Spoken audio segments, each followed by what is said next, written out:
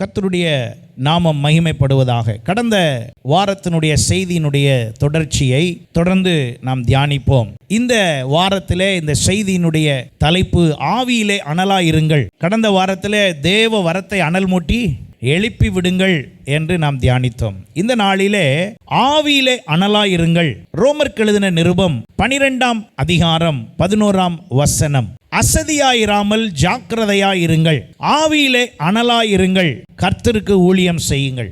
3 காரியம் அங்கே சொல்லப்பட்டிருக்கிறது. அசதியாயிராமல் ஜாக்கிரதையாயிருங்கள், ஆவியிலே அனலாயிருங்கள், கர்த்தருக்கு ஊழியம் செய்யுங்கள். ஆவியிலே அனலாய் இருக்கிற ஒரு அனுபவத்தை வேதம் செய்யும்படி சொல்லுகிறது. பழைய ஏற்பாட்டின் நாட்களிலே கர்த்தருடைய சமூகம் அனலாயிருந்தது, கர்த்தருடைய பிரசன்னம் அனலாயிருந்தது, தேவனுடைய ஆலயத்திலே அனல் இருந்தது. பலிபீடம் எப்படி இருந்தது? அனலாயிருந்தது. பலி செலுத்துகிற முறைமைகள் அனலாயிருந்தது. ஆனால் இயேசு கிறிஸ்து நமக்காக இரத்தம் சிந்தி அவர் உயிர்த்தெழுந்து நமக்காக பரிசுத்த ஆவியானவரை அனுப்பின பிறகு எங்கேயோ ஒரு இடத்துல அனல் அல்ல, பலிபீடத்தில் மட்டும் அனல் அல்ல. இப்ப அனல் எங்க வந்துடணுமா? நமக்குள்ளே வர வேண்டும். ஏன் அதை விரும்புகிறார் என்றால் அவர் நமக்குள்ளே வாசம் பண்ணுகிறபடியால். அல்லேலூயா. முன்பு நமக்குள் அவர் வாசம் பண்ணவில்லை, இப்பொழுது நமக்குள் வாசம் பண்ணுகிறபடியால். எத்தனை பேர் அதை விசுவாசிக்கிறீங்க? அல்லேலூயா. இயேசு கிறிஸ்துவில் உள்ள ஆவி நமக்குள்ளே அருளப்பட்டபடியால் நமக்குள்ளே ஆவியானவர் இப்பொழுது என்ன செய்கிறார்? வாசம் பண்ணுகிறார். எத்தனை பேர் அதை ஒத்துக்கொண்டு ஏற்றுக்கொண்டு ஆமா எனக்குள்ள ஆவியானவர் வாசம் பண்ணுகிறார் அப்படி சொல்றவங்களோ ஒரு ஆமீன் சொல்லுங்க. அல்லேலூயா. அப்ப ஆவியானவர் எனக்குள்ளே அவர் வாசம் பண்ணுகிறபடியால் இப்ப அவர் அனல் எங்க விரும்புறாரு? என்னிடத்திலே, நமக்குள்ளே, எனக்குள்ளே அந்த அனல் வர வேண்டும் என்று விரும்புகிறார். அப்ப இப்ப ஏதோ ஒரு இடத்துல மட்டும் அனல் அல்ல, இந்த மேடையில் மட்டும் அனல் அல்ல, புல்பீட்டில் அல்லது மகா பரிசுத்த ஸ்தலம், பலிபீடம், தேவாலயம் அப்படி அனல் அல்ல. இப்ப எல்லாரிடத்திலும் அனல். ஆகையினாலே ஸ்பெஷலா ஒரு இடத்துல சிறப்பு அனல் எங்கேயும் கிடையாது, எல்லார்ட்டையும் அனல். அப்படின்னா யோசிச்சு பாருங்க. அப்ப எல்லார்ட்டையும் அனல்னா இப்ப நம்ம எல்லாரும் சபைக்குள்ள உட்கார்ந்து இருக்கிறோம். இப்ப அனல் இப்ப எங்க இருக்குது? எங்க இருக்குது? நமக்குள்ள இருக்குது, சபைக்குள்ள இருக்குது. எல்லாரும் சொல்லுங்க, சபைக்குள்ள. அப்படின்னா என்ன அர்த்தம்? இங்க என்ன அனல் இருக்குதோ அதான் வாசல்லையும் இருக்குது, அதுதான் அந்த இடம் புழுசு இருக்குது. எங்கெல்லாம் நம்ம கூடி வருகிறோமோ, இப்போ உதாரணத்துக்கு நம்ம எல்லாரும் சேர்ந்து ஒரு மரத்துக்கடியில் கூடி நம்ம எல்லாரும் ஜெபம் பண்றோம்னு வச்சுக்குவோம். இந்த பில்டிங்குள்ள இப்போ இருக்கோம், மரத்துக்கடியில் கூடி ஜெபம் பண்ணா நம்ம கூடி இருக்கிற அந்த இடம் ஃபுல்லா என்னவா தான் இருக்கணும்? அனலா இருக்கணும். எத்தனை பேர் நீங்க புரிஞ்சு கொண்டீங்க? அப்படின்னா இப்பொழுது பரிசுத்த ஆவியானவர் தந்தருளப்பட்ட பிறகு ஒரு இடம் சிறப்பு அல்ல. நான் ஏன் அதை சொல்ல வேண்டும் என்றால், நமக்கு புனித ஸ்தலமோ புனித யாத்திரையோ ஒரு இடத்துக்கு போனால் இந்த இடத்துக்கு வந்துட்டா எல்லாம் சரியாயிரும், போயிட்டா சரியாயிரும் அப்படிங்கிறது அல்ல. அந்த எண்ணத்தை நாம் வைக்கக்கூடாது. அப்படி இல்லாதபடி எனக்குள்ளே ஆவியானவர் கிரியை செய்ய வேண்டும், எனக்குள்ளே ஆவியானவர் கிரியை செய்து என்னை வழி நடத்த வேண்டும். இப்படி ஒரு அனுபவத்துக்குள்ளே நாம் வரும்போதுதான் ஆவியானவருக்கும் நமக்கும் இடையிலே நல்ல தொடர்பு ஏற்படும். அப்போ பரிசுத்த ஆவியானவர் பெந்தேகோஸ்தே நாளிலே பொழிந்தருளப்பட்ட பொழுது இந்த பரிசுத்த ஆவியானவர் வந்தது எதற்கு என்றால் என்னை அனலாக்க. ஏன் நான் அனலாக வேண்டும் என்றால், இந்த சரீரம் பாவ சரீரம், இந்த சரீரம் பாவத்துக்கு நேராக வழிநடத்தப்படுகிறபடியால் எனக்குள்ளே ஒரு அனல் உண்டாகும் போது அது என்னை செயல்படுத்த விடாதபடி, பாவம் செய்ய விடாதபடி, மாம்சத்தில் வாழ விடாதபடி இந்த ஆவியின் பலன் என்னை ஆளுகை செய்வதினால் நான் கர்த்தருக்காக வைராக்கியமாய் வாழ முடிகிறது. ஹல்லேலூயா. நீங்களும் நானும் ஆண்டவருக்காக வாழுகிற வாழ்வு யாரோ எனக்காக ஜெபிப்பதினால் அல்ல, யாரோ எனக்காக ஏதோ செய்வதினால் அல்ல.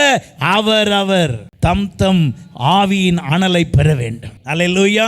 வழிகாட்டுறதுக்கு சிறப்பு போதனையாளர்கள், வேதத்தை தியானிப்பதற்கும் சொல்வதற்கும் சிறப்பானவர்கள், ஜெபத்தில் வல்லவர்கள், இப்படி உலகம் முழுசும் நிறையா இருக்காங்க.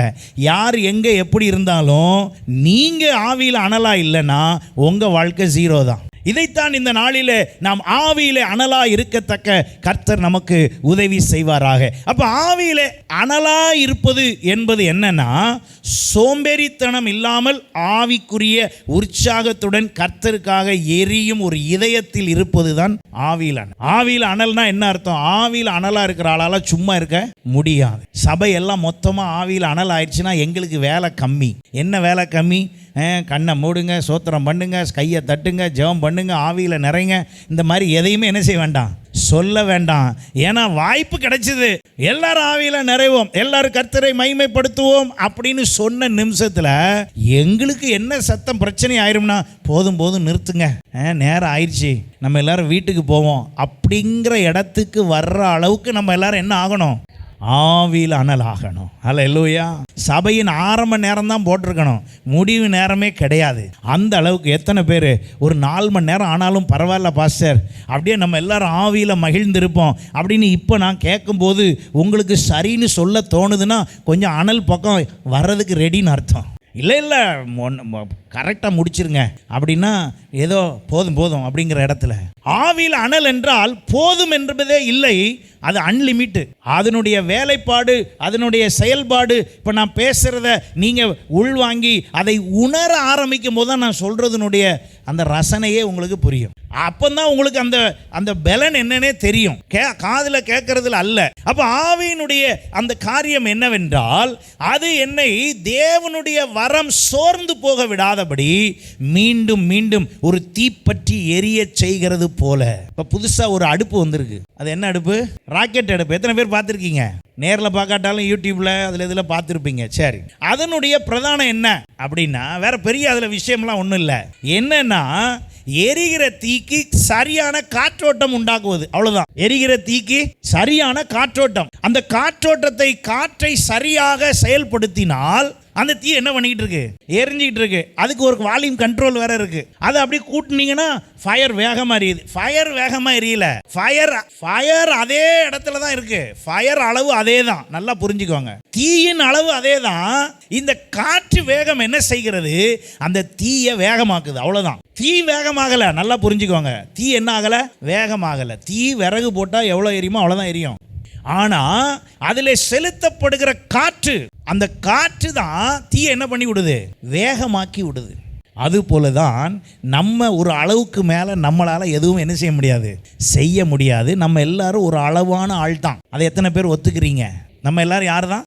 ஒரு அளவு தான். ஒரு அளவுக்கு மேலே நம்மளுக்கு சிந்திக்கவோ யோசிக்கவோ, ஒரு அளவுக்கு மேலே ஆவிக்குரிய ரீதியில் பலப்படவோ நம்மளால் முடியாது, சொந்தமாக முடியாது.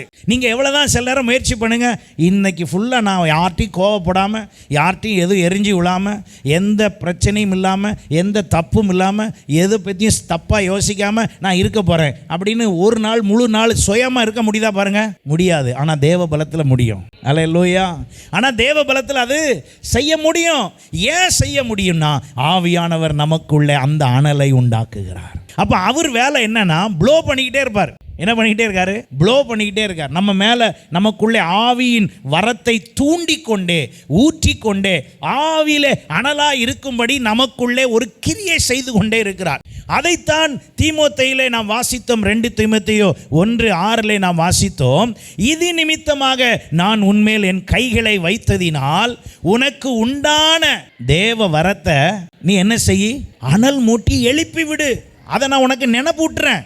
ஏன் நினைப்பூட்டுறேன்னா, அனல் இல்லைன்னா ஒன்றும் செய்ய முடியாது. சும்மா ஏதோ வந்தோம் போனோம் அப்படிங்கிறது அல்லங்க. தேவனுடைய சபைக்கு வருவது என்பது, கர்த்தருடைய ஆலயத்துக்கு வருவது சும்மா வந்தோம் போனோம் அல்ல. நீங்கள் ஒவ்வொருவரும் ஆவியின் வரத்தினால் நீங்கள் நிரப்பப்பட்டு அனல் மூட்டப்படணும். ஏன் அனல் மூட்டப்படணும்? வரம் ஏன் அனல் மூட்டப்படணும்? வரம் ஏன் அனல் மூட்டப்படணும்? அப்ப இந்த வரத்தினுடைய காரியம் ஏன் அனல் மூட்டப்பட்டு வர வேண்டும்? நீங்கள் உதாரணமாக 1 கொரிந்தியர் 12ஆம் அதிகாரத்தில் 3ஆம் வசனத்திலிருந்து 11ஆம் வசனம் வரை நீங்க வாசித்து பார்ப்பீங்கன்னா ஆவியின் வரங்களை குறித்து சொல்லி இருக்கிறது. இப்போ இந்த ஆவியின் வரங்களிலே நான் ஏன் என் வரத்தை, எனக்குள் கொடுக்கப்பட்டிருக்கிற இந்த அபிஷேகத்தை நான் ஏன் அனல் மூட்ட வேண்டும்? 9 வரம் போடப்பட்டிருக்கிறது. அந்த ஆவியினாலே ஞானத்தை போதிக்கும் வசனம், ஆவியினாலே அறிவை உணர்த்தும் வசனம், அப்புறம் ஆவியினாலே விசுவாசம், ஆவியினாலே குணமாக்கும் வரம். இதனால ஆவியினாலேன்னு சொல்லிட்டு அப்புறம் சொல்லியிருக்கிறது அற்புதங்களை செய்யும் சக்தி, தீர்க்க தரிசனம் உரைத்தல், ஆவிகளை பகுத்தறிதல், பற்பல பாஷை பேசுதல், பாஷைகளை வியாக்கியானம் பண்ணுதல். இதையெல்லாம் ஆவியானவர் நடப்பித்து அவருடைய சித்தத்தின்படி அவனுக்கு என்ன செய்கிறாராம்? பகிர்ந்து கொடுக்கிறார். நல்லா புரிஞ்சுக்கோங்க. எப்போதுமே ஆவியானவர் இதை செய்ய விரும்புகிறார். எதை கொடுத்து? வரங்களை கொடுத்து. இப்ப அனல் எதுக்கு? ஆவியில அனலா இருங்கள்னு சொல்லி இருக்குதே. ஏனென்றால் இந்த வரங்களை எல்லாம் நல்லா கவனிங்க. இந்த வரங்களை எல்லாம் தீர்க்க தரிசனம் சொல்றது, வெளிப்பாடு சொல்றது, சொப்பனத்தில் காமிக்கிறது, சுகமாக்குறது, அப்புறம் இன்னும் என்னது, இதில் சொல்லப்பட்டிருக்கிற அத்தனை தீர்க்க தரிசனத்திலிருந்து எல்லாத்தையும் சாத்தானும் செய்வான். சாத்தானாலும் செய்ய முடியும். என்ன இப்படி சொல்லிட்டீங்க? ஆமாம். இப்போ நீங்கள் எல்லாரும் சாட்சியெல்லாம் சொல்கிற மாதிரி, நான் ஒரு முறை சென்னை போயிருக்கும் போது ஒரு ஊர், சென்னைக்கு போகிறவள்ள ஒரு ஊரில் சிகப்பாக இருக்கும், ரயில்வே ஸ்டேஷன்லேருந்து எல்லாமே சிகப்பாக இருக்கும். அப்போ அந்த ஊரில் பார்த்தீங்கன்னா அந்த ஊருக்கு போயிட்டு வர்றவங்களும் நிறைய என்ன சொல்லுதாங்க, சாட்சி சொல்கிறாங்க. அவங்களும் சொல்கிறாங்க, நாங்கள் போனோம், வெளிப்பாடு கிடைச்சிது. நான் சொல்கிறேன் நமக்கு புரிகிற பாஷையில் வெளிப்பாடு. அவங்க சொல்கிறது என்னது, எனக்கு குறி சொன்னாங்க, எனக்கு விஷயத்தை எனக்கு என்ன நடக்க போகுதுன்னு ஏற்கனவே சொல்லிட்டாங்க, என்ன வரப்போகுதுன்னு சொல்லிட்டாங்க, எனக்கு என்ன ஆக போகுதுன்னு சொல்லிட்டாங்க, எனக்கு எத்தனை வருஷம் பிரச்சனை இருக்கும், அதுக்கு பிறகு எப்படி சரியாகும்னு சொல்லிட்டாங்கன்னு சொல்லி இது அவ்வளோ விஷயத்தையும் அங்கே என்ன செய்கிறாங்க, சொல்கிறாங்க. நான் பாஸ்டர்னே தெரியாமல் என்கிட்ட சொல்கிறாங்க. நான் ஒரு பாதி தூரம் வரைக்கும் நான் பாஸ்டர்னு என்ன செய்யலை, சொல்லலை. அப்படியே மெதுவாக பேசிக்கிட்டே வரேன். அவங்க எனக்கு ரொம்ப, அதாவது அவங்க சொன்ன சாட்சி மாதிரி நம்ம யாரும் அப்படி சொல்ல மாட்டோம். யாரை பற்றி? ஆமாம், இயேசுவை பற்றி. அவ்வளோ தூரம் சொல்லி முடிச்சு இன்னும் கொஞ்சம் தூரம் நான் இறங்குறதுக்கு ஒரு மணி நேரத்துக்கு முன்னால் நான் மெதுவாக சொன்னேன், அப்படியா அப்படின்னு சொல்லிட்டு, இதில் இப்படி ஒரு விஷயம் கிடைக்குமா, இப்படி ஒரு விஷயம் நடக்குமா, இது ஆகுமா அப்படின்னு ஒன்றா சொன்னேன். அது எதை சொன்னேன் அப்படின்னு பாருங்க. கலாத்தியர் 5ஆம் அதிகாரம் 19ஆம் வசனத்திலிருந்து 21ஆம் வசனம் வரைக்கும் உள்ள விஷயத்தை சொன்னேன். என்ன சொன்னேன்? மாம்சத்தின் கிரியைகள் எப்படி இருக்குது, வெளியரங்கமா இருக்கிறது. அவை ஆவனன்னு சொல்லிட்டு என்ன சொல்லியிருக்குது, விபச்சாரம், வேசித்தனம். இது ரெண்டுக்கும் வித்தியாசம் தெரியுமான்னு தெரியல. விபச்சாரத்துக்கும் வேசித்தனத்துக்கும் என்ன வித்தியாசம்? விபச்சாரம் என்பது திருமணத்துக்கு பின்பு தவறான உறவு வைத்திருப்பது பேர் என்னது, விபச்சாரம். வேசித்தனம்னா என்னன்னா, திருமணமே பண்ணாத இந்த லிவிங் டுகெதரு, அது இது தப்பா வச்சிருக்காங்களா, இதெல்லாம் வேசித்தனம். அப்புறம் அசுத்தம், அப்புறம் காம விகாரம். அப்படின்னா என்னன்னா, தவறான படங்கள் பார்ப்பது, தவறான காரியங்களை செய்வது. அப்புறம் விக்கிரக ஆராதனை, அப்படின்னா இயேசுவையே ஒரு இதில் டிசைன் பண்ணி வச்சுக்கிறது. இதெல்லாம் என்னது? ஆமாம். அப்புறம் பில்லி சூனியம், பகை, விரோதங்கள், ஒருத்தருக்கு ஒருத்தர் விரோதமான காரியங்கள், வைராக்கியங்கள், கோபங்கள், சண்டைகள், பிரிவினைகள், மார்க்க பேதங்கள், பொறாமைகள், கொலைகள், வெறிகள், களியாட்டுனா சினிமா முதலானவைகளே. இப்படிப்பட்டவைகளை செய்கிறவர்கள் தேவனுடைய ராஜ்யத்தை சுதந்தரிப்பது இல்லை என்று முன்னே நான் சொன்னது போல இப்போதும் இதை சொன்னேன். இதெல்லாம் சரி பண்ணுமான்னு கேட்டேன். இதெல்லாம் சரியாகுமா அப்படின்னா அதுக்கு பிறகு பேச்சு இல்லை. அப்புறம் யார் பேச்சு தான்? அப்புறம் என் பேச்சு தான். அதுக்கு பிறகு ஒரு பேச்சு கிடையாது. இதெல்லாம் சரியாகுமா, இதுக்கு ஒரு சாட்சி சொல்வியா? நான் சொன்னேன், அது இயேசுவால் ஆகும். ஹல்லேலூயா. இப்போ நான் உங்களுக்கு சொல்ல வருகிறதும், இப்போ இந்த வாசித்த இந்த 19ஆம் வசனத்திலிருந்து 21ஆம் வசனம் வரைக்கும் உள்ளது எங்கே இருக்குது அப்படின்னா, உலகத்தில் இருக்கிறது. எங்கே இருக்குது? உலகத்தில் இருக்குது. அப்போ நீங்களும் நானும் எங்கே தான் இருக்கோம்? உலகத்தில் தான் இருக்கோம். இதெல்லாம் நமக்கு வருமா? வரும். நமக்கு நடக்குமா? நடக்கும். நம்மளும் சிக்குவோம். ஆனால் தப்பிக்கிறதுக்கு என்ன வழி? அதுக்கு தான் அனலாக இருக்கு. அதுக்கு தான் ஆவியில் எப்படி இருக்கணும்? அனலாக இருக்கணும். அப்போ நான் ஆவியில் அனல் ஆகும்போது எனக்கு கொடுக்கப்படுகிற வெகுமதி என்ன? அப்போ நல்லா கவனிங்க. கர்த்தர் வரத்தை பிசாசானவன் டூப்ளிகேட் பண்றான். வரங்களை பிசாசு ரிப்ளிகேட் பண்றான். நீங்கள் தீர்க்க தரிசனம் சொல்லுகிறீர்களா? அவனும் தீர்க்க தரிசனம் சொல்ல வருகிறான். பொய்யான தீர்க்க தரிசனம் சொல்லும் ஆவிகள் கர்த்தரிடத்திலேயே அனுமதி பெற்று என்ன செய்தான்? தீர்க்க தரிசனம் சொல்லுது. வெளிப்பாடு சொல்றது பெரிய விஷயம் இல்ல. கர்த்தர் இப்படி காமிக்காரு சொல்றது பெரிய விஷயம் இல்ல. இப்ப விஷயம் எது? நீங்கள் ஆவியிலே அனலாக வேண்டும் என்றால் உங்களுக்குள்ளே இது வந்திருக்கா பாருங்க. நான் இதை தனியாக இதை சொன்னால் இன்னும் நல்லா இருக்கும். ஆனால் நான் இன்றைக்கு ஆவியில் அனலாவதை குறித்து சொல்லுகிறபடினாலே இந்த விஷயத்தை லைட்டாக சொல்லி சொல்லுகிறேன். இப்போ நம்ம 21 வரைக்கும் வாசிச்சிட்டோமா? 22 இருந்து பாருங்க. 22, 23 தான் நீங்கள் அனலாக இருக்க வேண்டிய அவசியம். நீங்கள் ஏன் அனலாக இருக்கணும்? ஏன்னா ஆவியின் கனியோ என்னதுங்க? முதல்ல எடுத்த உடனே என்னதுங்க? அன்பு. இப்போ ரட்சிக்கப்பட்டீங்க தானே, அப்போ உங்களுக்கு வர வேண்டியது என்னது? அன்பு. இப்போ எப்படி பாஸ்டர் வரத்தை பற்றி அப்படி சொல்கிறீங்க? அப்போ ஆவியின் கனி மட்டும் அது அனலானா வந்துருமா அப்படின்னா, இதை அப்படியே வச்சுட்டு ஒரு நிமிஷம் 1 கொரிந்தியரில் 13ஆம் அதிகாரத்தில் பாருங்க. நான் மனுஷர் பாஷைகளை பேசினாலும் தூதர் பாஷைகளை பேசினாலும் அன்பு எனக்கு இராவிட்டால் சத்தமிடுகிற வெண்கலம் போலவும் ஓசையிடுகிற கைத்தாளம் போலவும் இருப்பேன். நான் தீர்க்க தரிசன வரத்தை உடையவனாய் இருந்தும் சகல ரகசியங்களையும் சகல அறிவையும் அறிந்தாலும் மலைகளை பேக்கத்தக்கதான விசுவாசம் உள்ளவனாய் இருந்தாலும். அப்ப நல்லா கவனிங்க, இந்த வரத்தை வேறொருவன் செய்ய முடிகிறது. ஆவியானவர் எனக்கு தருகிறார். ஆனால் வரம் பெற்ற நான், ஆவியின் வரத்தை பெறுகிற நான் ஆவியின் கனியை வெளிப்படுத்த வேண்டும். அப்பந்தான் நீங்க பெற்றது சரி, அப்பந்தான் நீங்க பேசுறது சரி, அப்பந்தான் நீங்க சொல்றது சரி. இப்ப நான் தீர்க்க தரிசனம் சொல்றேன், ஆனா எல்லார்ட்டையும் கோவப்படுறேன் அப்படின்னா என் தீர்க்க தரிசனம் குறை உள்ளது. நான் சொல்ற தீர்க்க தரிசனம் சரி கிடையாது. நான் தீர்க்க தரிசனம் சொல்றேன், ஆனா எல்லாரையும் ஊர் உலகத்தை ஏமாத்துறேன் அப்படின்னு சொன்னா அது என்ன கிடையாது? சரி கிடையாது. அப்போ தீர்க்க தரிசனமும் சொல்லிட்டு மாம்சத்தின் கிரியைகள் எல்லாம் வெளிப்பட்டுச்சு அப்படின்னா நான் இன்னும் அனலாகவில்லை. இதைத்தான் பெறுறதுக்கு தான் அவர் சொல்றாரு ஆலோசனையாக, ஆவியில் என்ன செய்யுங்க? அனலா இருங்க. ரோமாபுரி சபைக்கு சொல்லும்போது அவர் சொல்லுகிறார், ஆவியில் அனலா இருங்க. நீங்க ஆவியில் அனலா இருந்தாதான் இந்த மாதிரி காரியங்களெல்லாம் என்ன செய்ய மாட்டீங்க. அப்ப அவர் சொல்லிட்டு ஆவியின் கனியோ எடுத்தவொடனே என்னதான்? அன்பு. ரெண்டாவது என்னதுங்க? சந்தோஷம். மூணாவது என்னது? சமாதானம். நான்காவது நீடிய பொறுமை. ஐந்தாவது தயவு. ஆறாவது நற்குணம். ஏழாவது விசுவாசம். எட்டாவது சாந்தம். ஒன்பதாவது இச்சை அடக்கம்.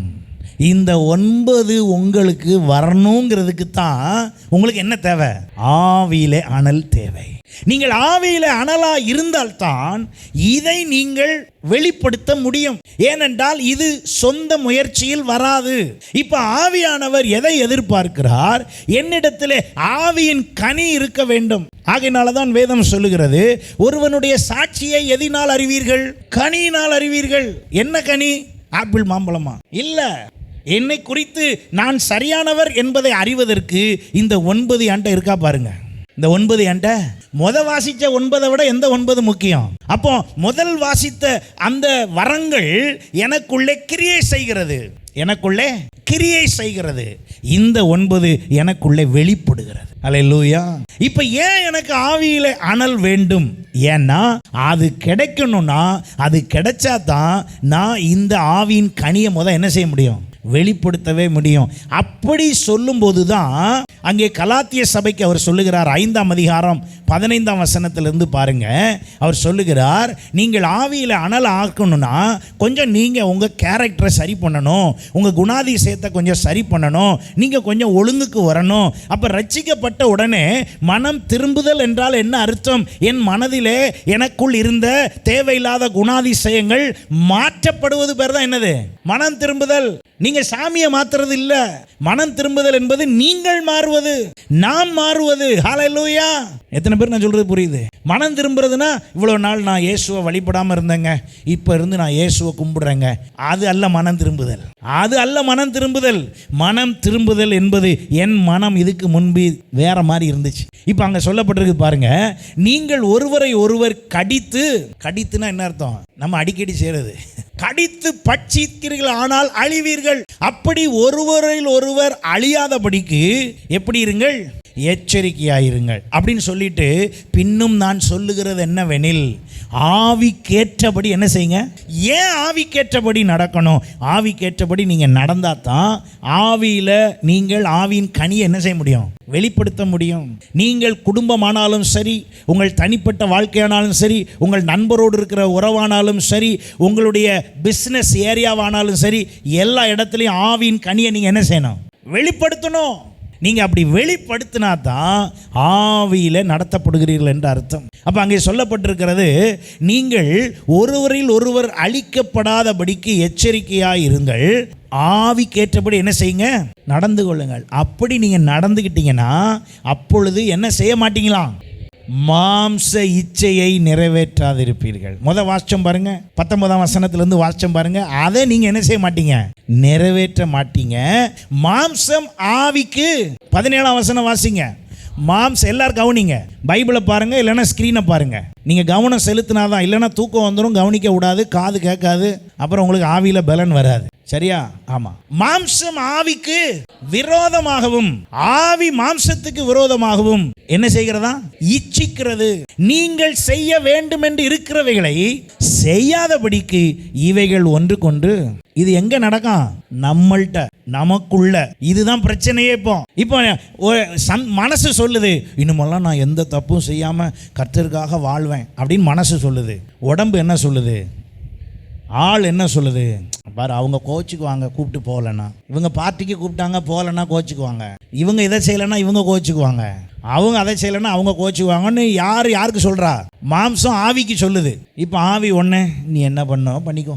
உடனே இப்போ மாம்சம் ஜாலியாக உருந்துருது. அது ஜாலியாகி எல்லா வேலையும் செஞ்சுட்டு திடீர்னு அதுக்கு ஒரு பிரச்சனை வந்த உடனே அது ஒரு மாதிரி டம்மையாக அப்படி உட்காருது. இப்போ உடனே ஆவி திரும்ப பேசுது. அன்னைக்கே சொன்னேன், நீ கேட்டிருக்கலாம். அன்னைக்கே சொன்னேன், நீ கேட்டிருக்கலாம். இப்போ திரும்ப பாரு இப்படி ஆயிடுச்சு. உடனே மாம்சம் சொல்லுது, சரி எத்தனை நாளைக்கு? திரும்ப காதுக்குள்ள இன்விடேஷன் வர்ற வரைக்கும் தான், திரும்ப கூட்டாளி சேர்ற வரைக்கும் தான், திரும்ப பிரச்சனை வர்ற வரைக்கும் தான், திரும்ப சூழ்நிலை அமையற வரைக்கும் தான் ஆவி பேச்சு கேட்டுக்கிட்டு இருக்கோம். இப்போ திடீர்னு ரேஸ் ஆகுது பாருங்க. மாம்சம் ரேஸ் ஆனோன்னு இப்போ ஆவிட்ட சொல்லுது மாம்சம், அமைதியாரு, குறுக்க என்ன செய்யாத, பேசாத, நான் செய்யறதை தான் என்ன செய்வேன். இந்த போராட்டம் எங்க இருக்குதான்? இந்த போராட்டம் நம்மள்ட்ட இருக்கு. அதனாலதான் பவுல் சொல்லுகிறார், ரோமர் 7ஆம் அதிகாரத்தில் அவர் சொல்லுகிறார், எனக்கு ஆவியின் பிரமாணத்திலையும் மாம்சத்தின் பிரமாணத்திலும் எனக்கு என்ன இருக்கு? போராட்டம் இருக்கு. நான் சில நேரம் பாவமே செய்யக்கூடாதுன்னு நினைக்கிறேன், ஆனா எனக்குள்ள இருக்கிற என் மாம்சத்தின் கிரியைகள், அதை வாசிங்க, ரோமர் 7ஆம் அதிகாரம் 15வது வசனம் பாருங்க. ஏன் ஆவியில் அனலாகணும் இப்ப சொல்லிக்கிட்டு வரேன். நீங்க ஏன் ஆவியில் அனலாவே இருந்துடணும்? ஆவியின் அனல் உங்கள்கிட்ட இல்லை அப்படின்னா பிரச்சனை. நீங்க ஆவிக்குரிய சபைக்கு வந்து பங்கு பெற ஆரம்பித்தும் ஆவியில அனலா இல்லைன்னா பிரச்சனை உங்களுக்கு. அந்த பிரச்சனை எப்படி வருது? எப்படி எனில், நான் செய்கிறது எனக்கே சம்மதி இல்லை, நான் விரும்புகிறதை செய்யாமல் ஏன் செஞ்ச அப்படி, ஏன் அப்படி செய்யற அப்படின்னா அதான் மாம்சம். அதான் என்னதுங்க? மாம்சம். உலகத்திலே ஆவி இல்லை, உலகத்திலே மாம்சம் இருக்கிறது. அந்த மாம்சத்தை வழி நடத்துகிற ஆவி இப்பிரபஞ்சத்தின் பொல்லாத சாத்தானானவன் அங்கே கிரியை செய்கிறான். இப்போ உங்களை சரிப்படுத்தும்படி சபையில ஆவியானவர் கிரியை செய்கிறாரு. இவர் உங்களை அனலாக்க பார்க்கிறாரு, அவன் ஆவி அவிழ்த்து போட பார்க்கிறான். ரெண்டுக்கும் இடையில இப்போ யார் மாட்டிருக்கா? நம்ம மாட்டிருக்கான். முடிவு யாருது? முடிவு நம்மள்தான், அவனுதான், நம்மளுது தான். அது கர்த்தரை சாரணும்னாலும் உங்க முடிவு தான், சாத்தான் போக்குக்கு போகணுன்னாலும் அது யார் முடிவு தான்? உங்க முடிவு தான். ஆண்டவர் தப்பிச்சிட்டாரு. என்ன தப்பிச்சிட்டாரு தெரியுமா? எப்பா இங்க பாரு, நீ நன்மை தீமை அறியத்தக்க பழத்தை சாப்பிட்டுட்ட, நீ தான் முடிவு. ஓ முடிவுக்கு நான் விட்டுறேன். நீ ஆவியில் அனலா இருக்கன்னா அனலா இரு, அந்த பக்கம் போனா அந்த பக்கம் போ, ஆனா நான் உனக்கு ஒரு கதை சொல்றேன் அப்படின்னு அவர் வர்றாரு. இப்போ 17ஆம் வசனம் பாருங்க. ஆதலால் நான் அல்ல. ஏன் அப்படி செய்து? 16ஆம் வசனம் வாசிங்க. ஒத்துக்கொள்ளுகிறேனே, ஆதலால் நான் அல்ல. ஏன்? யார் செஞ்சா? இல்லைங்க, நான்லாம் செய்யலைங்க. யார் செஞ்சா? என் மனசுல கூட நான் அப்படி நினைக்க மாட்டேன். செஞ்சது ஃபுல்லாக எல்லாம் செஞ்சுவிட்டு என் மனசுல கூட நான் அப்படி நினைக்க மாட்டேன். அப்போ யார் செஞ்சா? அதுக்கு தான் இப்போ என்ன வேணும் எனக்கு? ஆவியில் அனல் வேணும். எத்தனை பேர் புரிஞ்சுக்கிறீங்க? எத்தனை பேர் பெற்றுக்கொள்ள விரும்புகிறீங்க? நம்ம நிறையா நேரம் இதுக்காக அவர் ஜெபம் பண்ணுவாரா, இவர் ஜெபம் பண்ணுவாரா, லெட்ரு போட்டுருவோமா, போனை போட்டுருவோமா. எவரும் உங்கள் ஆத்மாவுக்கு உத்தரவாதம் சபை தான். சபைக்குள்ளே தான் நீங்கள் சரியாக முடியும்.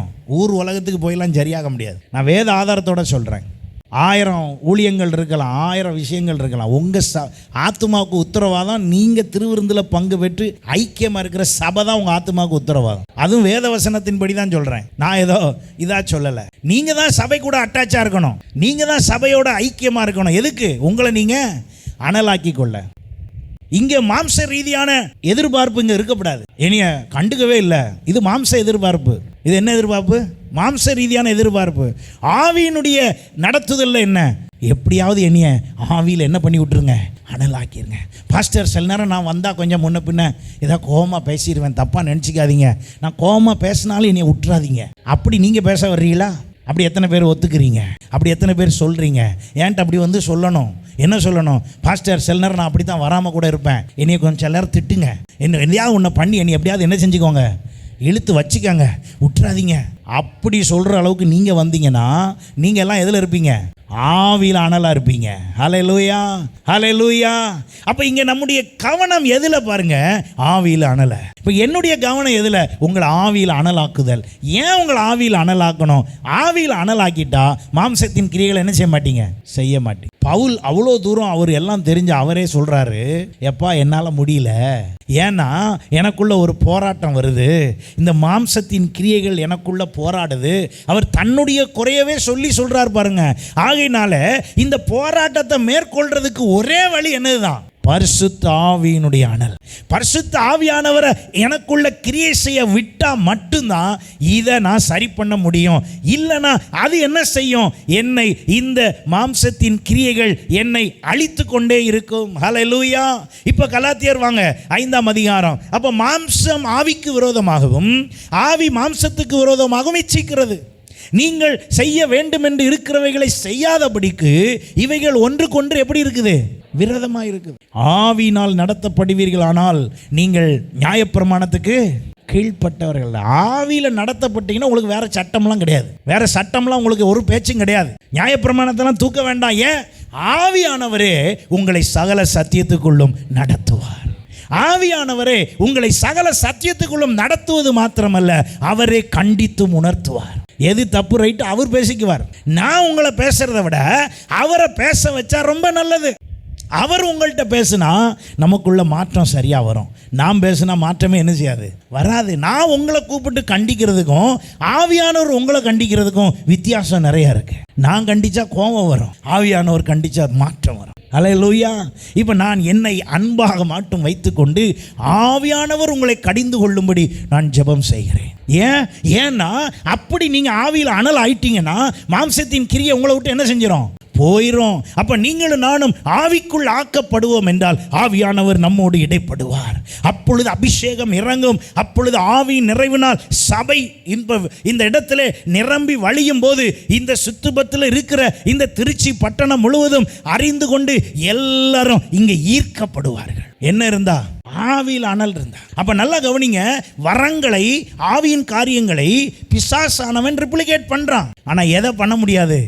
ஆவியின் கனியை பண்ண முடியாது.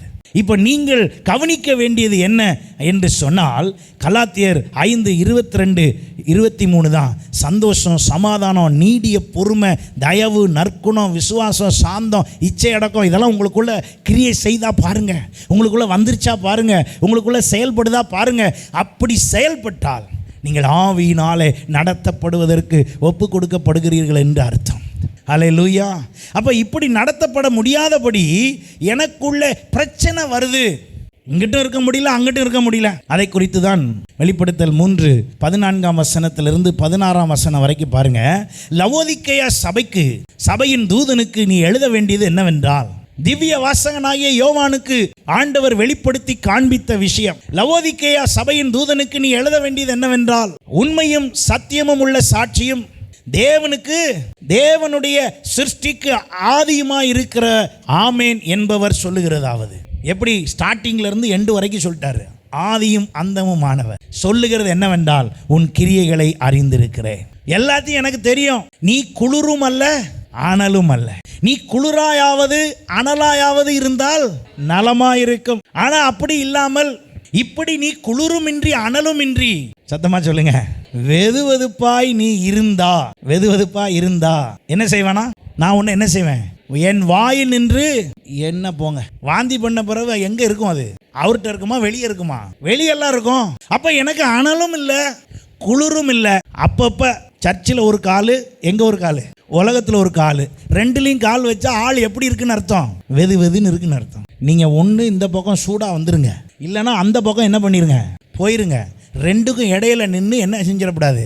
வாந்தி பண்ணி போட்டுறக்கூடாது. இப்போ ஆவியில் நான் அனலா இருக்கிறதுக்கு அவர் என்ன செய்யறாராம் பாருங்க, உன் கிரியைகளை அறிந்திருக்கிறேன். இது என்ன? கர்த்தர் வெளிப்புற வாழ்க்கையை மட்டும் அல்ல, என்னுடைய இருதய எண்ணங்கள், நோக்கங்கள், என்னுடைய ஆவிக்குரிய வாழ்க்கையெல்லாம் அறிகிறார். ஆகையினால தான் தீர்க்கதரிசியின் இடத்துல பேசும்போது அங்கே சாமுவேல் தீர்க்கதரிசி போன இடத்துல ஆண்டவர் அவன்கிட்ட என்ன தெரியுமா சொல்கிறாரு? எப்பா இங்கே பாருப்பா, மனுஷன் முகத்தை பார்ப்பான், நான் எதை பார்ப்பேன்? இருதயத்தை பார்ப்பேன். எல்லார் கிரியையும் எனக்கு தெரியும். அப்போ ஆவியில் நான் அனல் ஆகாமல் இருக்கிறேன்னா என்னால் சரியாக அதை மெயின்டைன் பண்ண முடியாது. கர்த்தருடைய காரியத்தை நான் சரியாய் கவனம் செலுத்த முடியாது. நான் ஆவியில் அனல் ஆயிட்டேன்னா இதெல்லாம் சரி பண்ணப்படும். ஹல்லேலூயா. அப்போ நான் ஆவியில் அனலாக இருப்பேன்னா எனக்குள்ள குளிர் இருக்காது, எனக்குள்ள ஒரு குளிர்ந்த காரியம் எனக்குள்ள இருக்காது. குளிர் என்பது என்ன? தேவனிடத்திலிருந்து தூரமாக இருக்கிற அனுபவம், விசுவாசம் இல்லாத தன்மை. தேவனுக்கு அடுத்த காரியத்தில் தன்னுடைய நிலையத்தான் பெருசா பேசுவாங்களே ஒழிய தேவனுக்கு அடுத்த காரியத்துக்கு முக்கியத்துவமே கொடுக்க மாட்டாங்க. அல்லது அனலான ஆள் யாரு? தேவனுக்காக எரியும் வைராக்கியம் உள்ளவர்கள். ஒரு ஜெப வாழ்க்கை இருக்கும், பரிசுத்த ஆவியின் அபிஷேகம் இருக்கும், ஊழிய ஆர்வம் இருக்கும், தேவனுக்கான அன்பு இருக்கும். இதெல்லாம் இருந்தா அனல் இருக்குன்னு அர்த்தம். அப்ப வெதுவெதுப்பா இருந்தா என்ன அர்த்தம்? வெதுவெதுப்பா இருந்தா என்னன்னா இது ஒரு ஆபத்தான நிலை. அவரே என்னன்னு சொல்றாரு? நான் என்ன பண்ணிடுவேன்? வாந்தி பண்ணி போடுவேன். இவங்க யாருன்னா சபைக்கு வருவாங்க, அட்டன் பண்ணுவாங்க, ஆனால் எதுலேயும் ஆர்வம் கிடையாது. சபைக்கு வருவாங்க ஆனால் ஆர்வம் கிடையாது. வேதம் வாசிப்பாங்க ஆனால் கீழ்ப்படிய மாட்டாங்க. எதுக்கு? வசனத்துக்கு. உலகத்தையும் பிடிச்சிக்குவாங்க, தேவனையும் பிடிச்சிக்குவாங்க. இந்த ஆட்கள் தான் யாரு? வெதுவெதுப்பான ஆள். நீங்கள் யாருன்னு நீங்கள் தான் முடிவு பண்ணணும். இப்போ இங்கே ஆவியானவர் நமக்கு உணர்த்துகிறார், நீங்கள் எல்லாம் என்ன ஆகுங்கள்? அனல் ஆகுங்கள். அவர் உங்களை அனலாகும்படி சொல்லுகிறார். ஒரு கால் உலகத்திலே, ஒரு கால் தேவனிடத்தில். இந்த நிலையிலே நீங்கள் இருப்பீர்கள் என்றால் ஆண்டவர் இந்த வெதுவெதுப்பான விஷயத்தை உணர்த்துகிறார். அப்ப இந்த வெதுவெதுப்பான சூழ்நிலை எது அப்படி என்றால் ஒரு போலியான ஆவிக்குரிய நிலை, ஒரு சுய திருப்தி. என்ன, நான் ஜெபம் பண்றேன், எனக்கு எல்லாம் புரியுது, நான் எல்லாம் கரெக்டா இருக்கேன் அப்படின்னு ஒரு சுய திருப்தி. ஆனா ஆவியின் கனியே இருக்காது. ஆவியின் கனி வெளிப்படாது. அப்போ மனம் திரும்ப வேண்டிய தேவையை உணராத ஒரு நிலை. நான் சரியாகணும்னு அவசியமே இல்லை, நான் எல்லாம் சரியா தான் இருக்கேன். இப்படி பேசுற ஆளெல்லாம் யாரு? வெதுவெதுப்பான ஆளு இல்ல. நாம் கர்த்தரிடத்தில் அனுதினமும் நம்மை சரிப்படுத்தி கொண்டே இருக்க வேண்டும். அவ்வளோ பெரிய ஏசாயா தீர்க்கதரிசியே தேவனிடத்துல வந்து உன்னதமும் உயரமும் அப்படி இடத்துல வந்து நிற்கிறாரு. திடீர்னு பார்த்தா அவரே சொல்றாரு, ஐயோ அதமானே, ஏயா நீ தீர்க்கதரிசியா? நீ எவ்வளோ பெரிய ஆளு, ஏன் இப்படி சொல்ற? ஏன்னா ஆவியின் அனல் அங்க வந்த உடனே இவருடைய சுயத்தை, சூழ்நிலையை அவர் உணரும் போது தான் தெரியுது அவருடைய வீக்னஸ். அப்ப நான் ஆவியில் அனலா இருக்கும்போது மாம்சத்தின் கிரியைகள், மாம்சத்தின் காரியங்கள் எல்லாம் எனக்கு உணர்த்தப்படும். இப்போ இந்த ஏசாயா தீர்க்கதரிசிக்கு உணர்த்தப்படுது. அவர் உணர்த்தப்பட்ட உடனே அவர் சொல்றாரு, ஐயோ நான் அதமானேன். என் உதடு இப்ப என்ன உதடு? அசுத்த உதடு. ஏன்? யார் சொன்னா? நானே தான் சொல்றேன். நம்மளை வேற யாராவது சொன்னா தானே நமக்கு பிரச்சனை. நம்மளை நம்மே சொன்னா பிரச்சனை இல்லை. ஏன் உதடு அசுத்த உதடு? ஏன் நீ என்னைக்கு கெட்ட வார்த்தை பேசுனியா? இல்லை. யாரையாவது பழி சொன்னியா? இல்லை. எல்லாமே வசனம் தான் சொன்னேன். ஆனால் எப்படி சொன்னேன்? என் சுயநலத்துக்கு. உசியா ராஜாவிட்ட போய் துதிபாடி அவருக்கு எதமா பேசி, அவருக்கு மனசுக்கு எதமா பேசி, உசியா ராஜாவுக்கு ஏற்ற மாதிரி பேசி, சாப்பாட்டுக்கு வழி, தங்கிறதுக்கு வழி, அதுக்காக ஆளை எப்படி பேசிட்டாரு? தாஜா பண்ணி பேசிட்டாரு. இப்போ உசியா ராஜா செத்து போயிட்டாரு. இப்போ நான் சொல்லிக்கிட்டு இருக்கிறது நம்ம வச்சிருக்க பைபிளில் ஏசாயா 6ஆம் அதிகாரத்தில் இருக்கு. உசியா ராஜா செத்து போயிட்டாரு. செத்து போன உடனே இப்போ இவர் யாரை பார்க்காரு? கர்த்தரை பார்த்து, ஐயா என்ன சொல்றீங்க அப்படின்னு ஆண்டவர்கிட்ட நெருங்கும் போது தான் தெரியுது இங்க இருக்கிற வாயில் இருக்கிற உதடில் இருக்கிற அசுத்தம். ஐயையோ, நம்ம இவ்வளவு நாள் தப்பா பேசியிருக்கோமே, இப்படி குறைவா பேசிட்டோமே, இப்படி நம்ம மேன் ப்ளீஸர் ஆயிட்டோமே, மனுஷனை நம்ம எல்லாரும் ஆர்வமாக்கிட்டேனே, மனுஷனை நான் உற்சாகப்படுத்திட்டேனே, ஆவியானவரே நீர் என்னை தொடுவீராக அப்படின்னு போய் நின்னா அங்க சேனைகளின் கர்த்தர் பரிசுத்தர் பரிசுத்தர்னு பாடிக்கிட்டு இருக்கும் போது தான் இவருக்கு ஃபீலிங் வருது, ஐயையோ நம்ம பேசுனதெல்லாம் இவ்வளோ நாள் என்னது தப்பு. இதுதான் இன்னைக்கு நிறைய பேர் நம்ம செய்யறது சரின்னு சொல்லக்கூடாது. ஆண்டவரே இன்னும் உம்மை அறியணும், இன்னும் என்னதாவது சொல்லுங்க, இன்னும் நான் சரியாக வேண்டியது என்னது? ஆண்டவர்கிட்ட வந்து ஒருத்தரும் ஒரு நாளும் நான் எல்லாம் சூப்பர், நான் எல்லாம் சரியாயிட்டேன், கரெக்டாக இருக்கேன் சொல்லிடாதீங்க. ஆண்டவர்கிட்ட வரும்போதெல்லாம் சொல்லுங்க, இன்னும் உம்மை அறியணுமே, இன்னும் உம்மை அறியணுமே, இன்னும் கிட்டி சேரணுமே, இன்னும் கிட்டி சேரணுமே, பிரசன்னம் பிரசன்னம். அப்போ நல்லா கவனிங்க. அப்போ இந்த இந்த இந்த இந்த நெருங்குற அனுபவம் வரலனா தான் நான் வெதுன்னு இருக்கேன். இப்போ இன்னைக்கு கர்த்தர் எல்லா வெதுப்பையும் சரி பண்ணுகிறார். வாந்தி பண்ணுறதுக்கு முன்னால் எல்லாரும் என்ன ஆயிடுவோம்? அனலாயிரும். ஏன்னா அவர் தான் சொல்லியிருக்காருல, அனலையாவது குளிராயாவது இரு. அப்போ ஆண்டவர்கிட்ட சொல்லுவோம், ஆண்டவரே என் நிலைமை என்னன்னே எனக்கே தெரில, நான் குளிராக இருக்கனானும் தெரில, வெதுன்னு இருக்கனானும் தெரில. ஆனால் ஒன்று மட்டும் உங்கள்கிட்ட ரிக்வஸ்ட் வைக்கிறேன், இன்னைக்கு நீ என்ன ஆக்கி விட்டுரும், அவ்வளோதான். எதுக்கு அதை போட்டு சோதனை பண்ணிக்கிட்டு, ஏன் அனலாக இருக்கனா வெதுன்னு இருக்கனான்னு சோதனை பண்ணிக்கிட்டு நேரடி ஆண்டவர்கிட்ட சொல்லிடுவோம், என்னை அனலாக்கும். அல்லேலூயா. அனலாக இருக்கிறவங்களா இருந்தீங்கன்னா ஆண்டவர்கிட்ட சொல்லுங்க, இன்னும் என்ன ஆக்கும், அனலாக்கும். அல்லேலூயா. அதுதான் பரிசுத்தத்தின் மேலே பரிசுத்தம். அப்போ இந்த விஷயங்களை தான் லவோதிக்கேயா சபைக்கு அங்கே வந்தவர்களை அங்கே சொல்லும்போது அவர்களிடத்தில் அவர் சொல்லுகிறார், பரிதபிக்கப்படத்தக்கவர் நமக்காக பரிதாபமாக, நமக்காக இரக்கம் பாராட்ட அவர் வல்லமையுள்ள தேவனாக இருக்கிறார். அப்போ ஆண்டவர் என்னிடத்தில் இருக்கிறதை வாந்தி பண்ணி போடாதபடி நான் என்ன செய்ய வேண்டும்? அவரிடத்தில் வர வேண்டும். அப்போ இப்படிப்பட்ட ஒரு அனுபவத்தை ஆண்டவர் எனக்கு தர விரும்புகிறார் என்றால் இந்த கிரியைகளை நான் சரிப்படுத்த வேண்டும். அல்லேலூயா. அப்போ ஆண்டவர் என்கிட்ட எதிர்பார்க்கறது என்னது?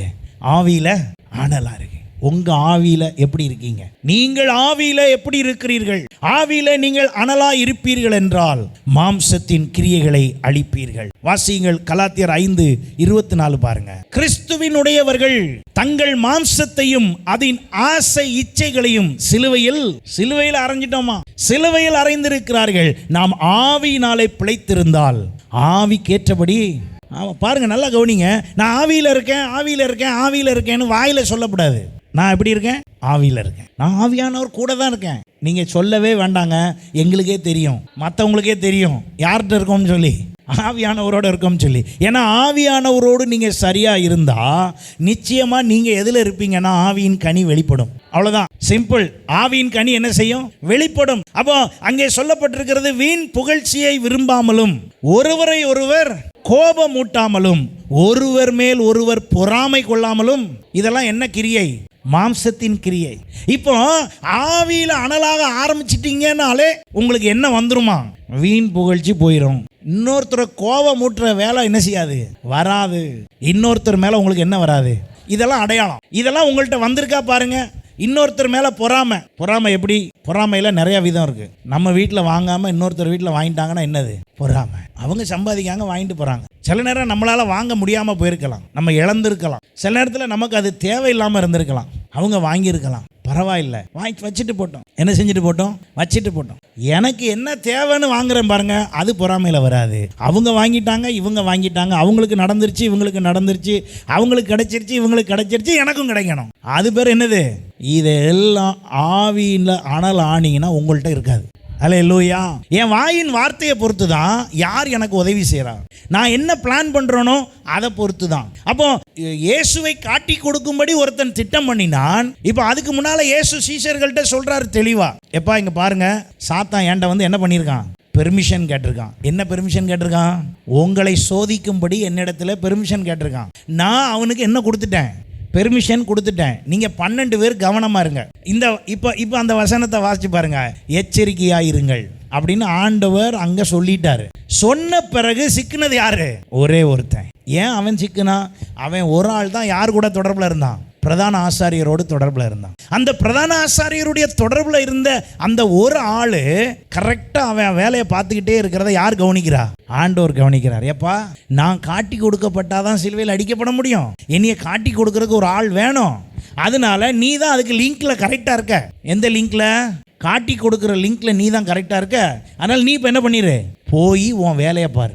இப்படி நம்ம மாம்சத்தின் கிரியைகளினாலே பல சூழ்நிலையில் சிக்கப்படுகிறோம், பல சூழ்நிலையில் மாட்டிக்கொள்ளுகிறோம். அப்படிதான் பாருங்க, எருசலேம் தேவாலயம் இடிந்து கிடக்கும் போது அங்கே நெகேமியா, எஸ்ரா எல்லாரும் கதறி ஜெபித்து கொண்டு இருந்த பொழுது கோரேஸ்னு ஒருத்தன்ட்ட போய் ஆண்டவர் பேசுறாரு. ஏன் கோரேஸ்ட பேசுறாரு? கோரேசுடைய இருதயம் பார்க்கிற கண்ணினால் பார்க்கும் பொழுது இந்த எஸ்ரா, நெகேமியா, தானியேல் எல்லாரும் வைராக்கியமா இருக்கிறத பார்த்த உடனே இந்த கடவுள் யார்யா, இவங்க தேவன் யார்யா அப்படின்னு ஒரு யோசனை வந்து இந்த தெய்வத்துக்கு உதவி செய்தா நல்லா இருக்கும் அப்படின்னு தான் மனசுல நினைச்சார் பாருங்க. ஆண்டவர் உடனே செலக்ட் பண்ணிட்டார். யாரை செலக்ட் பண்ணிட்டாரு? கோரேசை செலக்ட் பண்ணிட்டாரு. இப்போ நீங்கள் சொல்லுங்க, நீங்கள் யாரால் நடத்தப்படுகிறீர்கள்? உங்கள் பேச்சு, உங்கள் செயல், உங்கள் டிஸ்கஷன், நீங்கள் வீட்டில் பேசுகிற பேச்சு, இதெல்லாம் வச்சு உங்கள் வீட்டுக்கு யார் வரணும் நீங்கள் தான் முடிவு பண்ணணும். நீங்கள் தேவனுக்கு அடுத்தவைகளை செய்யத்தக்கதாக செயல்படுவீர்கள் என்றால் ஆவியினாலே நீங்கள் நடத்தப்படுவீர்கள். ஹல்லேலூயா. அப்போ நல்லா கவனிங்க, வசனம் தெளிவாய் சொல்லுகிறது, நான் இன்னொரு பொறாமை கொண்டல்ல, நான் ஆவியிலே அனலாகி அநேகருக்கு பயனுள்ள பாத்திரமாய். ஹல்லேலூயா.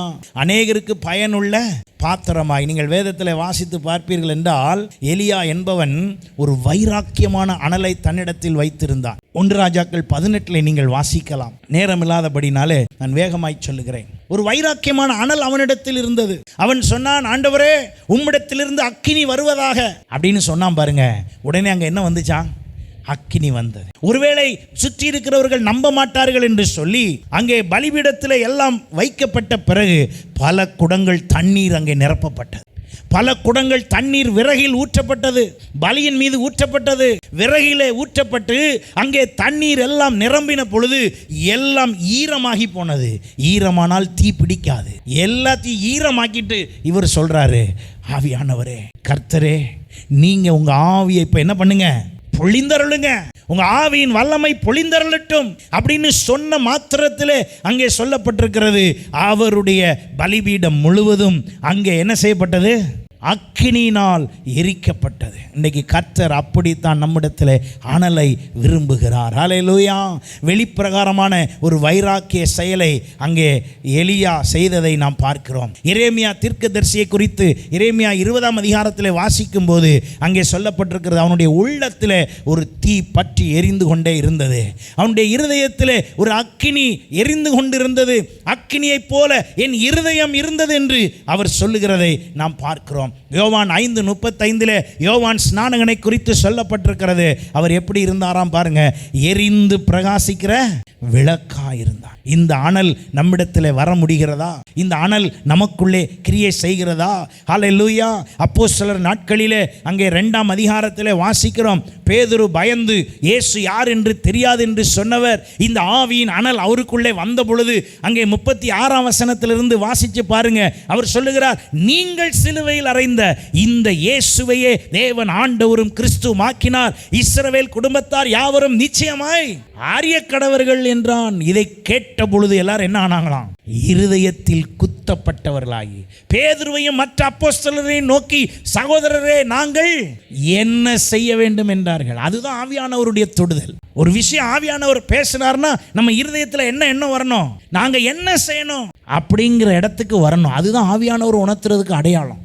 இன்றைக்கு ஆவியானவர் அவ்விதமாக நம்முடைய இருதயத்தில் உணர்த்துவாராக. ஹல்லேலூயா. பவுலிடத்தில் ஆவியின் பலன் வந்த பொழுது அங்கே சொல்லப்பட்டிருக்கிறது, 2 கொரிந்தியர் 11ஆம் அதிகாரத்தில் நீங்கள் 23ஆம் வசனத்திலிருந்து வாசித்து பார்ப்பீர்கள் என்றால் அவர் சொல்லுகிறார், என்னுடைய நிலைமை மோசமாக இருந்தது, நான் கர்த்தருக்காக வைராக்கியமாக இருந்தேன், மரண அவஸ்தைப்பட்டேன், எத்தனையோ முறை நான் 40 அடியாக 5 தரம் அடிக்கப்பட்டேன், மிலாறுகளால் அடிபட்டேன், கல்லறியுண்டேன், கப்பர் சேதத்தில் இருந்தேன், எல்லாம் இருந்துச்சு. விழிப்பு இருந்துச்சு, குளிர் இருந்துச்சு, நிர்வாணம் இருந்துச்சு, நாசமோசம் இருந்தது. இவைகள் எல்லாவற்றிலேயும் நான் எப்போதும் கவலைப்பட்டது எதை குறித்து தான்? கர்த்தருடைய சபையை குறித்து. ஹல்லேலூயா. ஏன்? அதுதான் அனல். அதுதான் என்னதுங்க? அனல். அவனுக்குள்ளே அந்த பக்தி வைராக்கியமாகிய ஆவியின் அனல் அவனுக்குள்ளே இருந்தபடினாலே அவன் சொல்லுகிறான், நான் இப்படிப்பட்ட ஒரு காரியத்தை செய்தேன். இன்றைக்கு நீங்களும் நானும் இந்த காரியத்தை எந்த அளவுக்கு செயல்படுத்த போகிறோம்? எந்த அளவுக்கு செயல்படுத்த போகிறோம்? ஒரு ஆவிக்குரிய மனிதனுடைய அனலான வாழ்வினுடைய அடையாளம் என்ன? இந்த அடையாளத்தை கவனியுங்கள். 1 யாக்கோபு 5:16 சொல்லுகிறது, ஜெபத்தில் தீவிரம் உள்ளவர்கள் ஆவியின் வாழ்வில் அடையாளம் பெற்றவர்கள், அனலானவர்கள். 2வதாக எரேமியா 20:9 தேவ வார்த்தைக்கு பசித்தாகம் உள்ளவர்கள், ஆவியிலே அனலாய் இருக்கிறவர்கள். அப்போஸ்தலர் 1:8 பரிசுத்த ஆவியினாலே நிரப்பப்படுகிறவர்கள், ஆவியிலே அனலாய் இருக்கிறவர்கள். 1 ராஜாக்கள் 19:10 கர்த்தருக்கான வைராக்கியம் பாராட்டுகிறவர்கள், ஆவியிலே அனலாய் இருக்கிறவர்கள். கலாத்தியர் 6:9 ஊழியத்தில் சோர்வில்லாமல் இருக்கிறவர்கள், ஆவியிலே அனலாய் இருக்கிறவர்கள். ஆவியிலே அனலாய் இருக்கிறவர்களுடைய வாழ்க்கையின் அடையாளம் இப்பொழுது நான் சொன்னது. இப்படிப்பட்ட அடையாளத்தோடு நீங்களும் நானும் வாழ ஆரம்பிப்போமா? நீங்களும் நானும் செயல்பட ஆரம்பிப்போமா? செய்வோமா? அப்படி செய்வோம் என்று சொன்னால் இந்த ஆவிக்குரிய இந்த அனல் நம்மிடத்தில் மீண்டும் மூட்டப்படுவதற்கு நாம் செய்ய வேண்டியது, எனக்குள்ளே மறுபடியும் ஒரு மனம் திரும்புதல், எனக்குள்ளே ஒரு ஜெப வாழ்க்கை, எனக்குள்ளே ஆண்டவர் என்னோடு கூட இடைப்படுவதற்கு இடம் கொடுப்பது.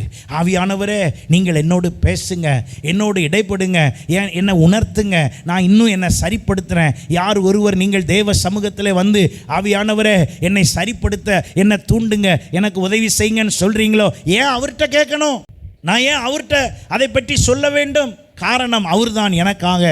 ரோமருக்கு எழுதின நிருபம் 8ஆம் அதிகாரம் 26ஆம் வசனம், அந்தபடியே ஆவியானவரும் நமது பலவீனங்களில் நமக்கு உதவி செய்ய. நம்ம ஏன் அவரை கேட்கணும்? ஆவியானவரே உதவி செய்யுங்க, ஆவியானவரே எனக்கு பலன் தாங்க. ஏன் அவரை கேட்கணும்?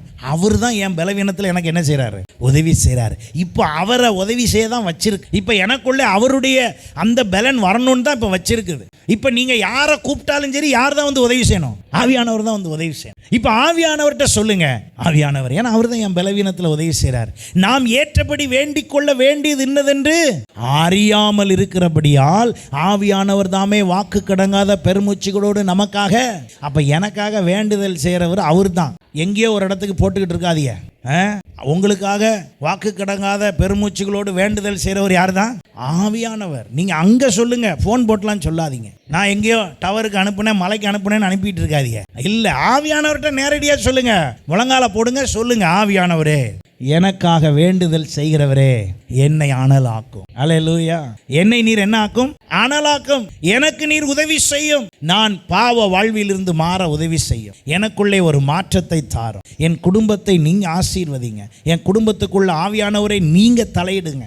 நீங்கள் தலையிட்டு வெற்றி பெற்றீங்களா பாருங்க, நீங்கள் தலையிட்டு சரியாயிருச்சா பாருங்க, நீங்கள் பேசி சரியாயிருச்சா பாருங்க, பிரச்சனை பெருசாயிருக்கும். நம்ம பேசினா பிரச்சனை பெருசாயிரும். நம்ம பிளான் எல்லாம் சக்ஸஸ் ஆகாது. நீங்கள் ஆண்டவர்கிட்ட சொல்லுங்க, ஆவியானவரே என் குடும்பத்தில் நீங்கள் தலையிடுங்க. எத்தனை பேர் அப்படி சொல்ல போகிறீங்க? ஆவியானவரே என் வாழ்க்கையில் நீங்கள் தலையிடுங்க. ஏன்னா நான் விரும்பாததை செய்கிறேன். விரும்புகிறதை செய்யணும்னு நினச்சா கூட செய்ய முடியல. விரும்பாததை செய்கிற அளவுக்கு என் ஆவியில் பலனற்று கிடக்கிறேன். என்னை நீர் அனலாக்கும். அல்லேலூயா. என்னை நீர் என்ன ஆக்கும்?